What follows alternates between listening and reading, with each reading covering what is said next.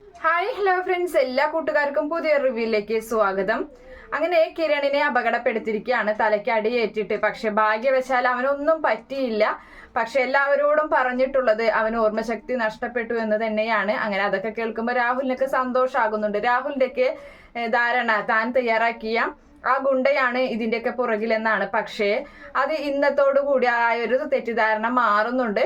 ആ ഗംഗപ്രസാദ് രാഹുലിനെ വിളിച്ചു വരുത്തുകയും താനാണ് ആ കുറ്റകൃത്യം ചെയ്തതെന്നും നമ്മൾ രണ്ടു കൂട്ടരും ഒന്നിച്ച് നിൽക്കേണ്ടതാണ്, നമ്മുടെ രണ്ടു കൂട്ടരെ ലക്ഷ്യം ഒന്ന് തന്നെയാണ്, എന്റെയും ലക്ഷ്യം സ്വത്തുക്കളാണ്, നിങ്ങളുടെയും ലക്ഷ്യം സ്വത്തുക്കളാണ്, അത് കിട്ടണമെങ്കിൽ നമ്മൾ ഒന്നിച്ച് നിൽക്കണം എന്നൊക്കെ ഗംഗപ്രസാദ് പറയുമ്പോൾ രാഹുൽ അതിനൊക്കെ സമ്മതം മൂളുകയാണ് ചെയ്യുന്നത്.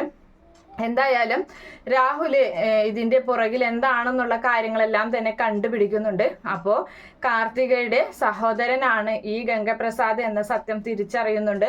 അങ്ങനെ അവരെല്ലാവരും ചേർന്ന് ആയൊരു ദൗത്യം കൂടി നിറവേറ്റുകയാണ്. മറ്റൊന്നുമല്ല, കല്യാണിയെ അപകടപ്പെടുത്തുകയാണ് ചെയ്യുന്നത്. ആദ്യം കിരണിനെ ഇങ്ങനെയൊക്കെ ആക്കി, ഇനിയിപ്പോൾ കല്യാണിയെ അപകടപ്പെടുത്തുന്നുണ്ട്.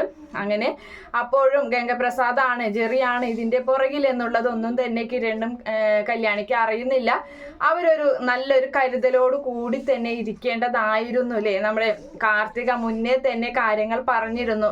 എൻ്റെ സഹോദരൻ ഗംഗപ്രസാദ് അവനൊരു നിങ്ങൾ വിചാരിക്കുന്ന പോലെ ഒരാളല്ല, അവനൊരു വില്ലാളി വീരനാണെന്നൊക്കെ ആദ്യമേ മുന്നറിയിപ്പ് കൊടുത്തായിരുന്നു. പക്ഷെ ഇവരും അതൊന്നും ശ്രദ്ധിച്ചില്ല.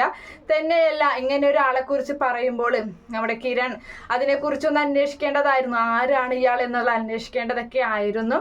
ഇനിയിപ്പോ കാര്യങ്ങളൊക്കെ അവരുടെ കൈവിട്ടു പോയിക്കൊണ്ടിരിക്കുകയാണ്. എന്തായാലും അവസാനം എല്ലാവരും ചേർന്ന് സത്യങ്ങൾ മനസ്സിലാക്കുമ്പോൾ ഗംഗപ്രസാദിനെ തിരിച്ചടിക്കും എന്നുള്ള കാര്യത്തിൽ 100% ഉറപ്പാണ്.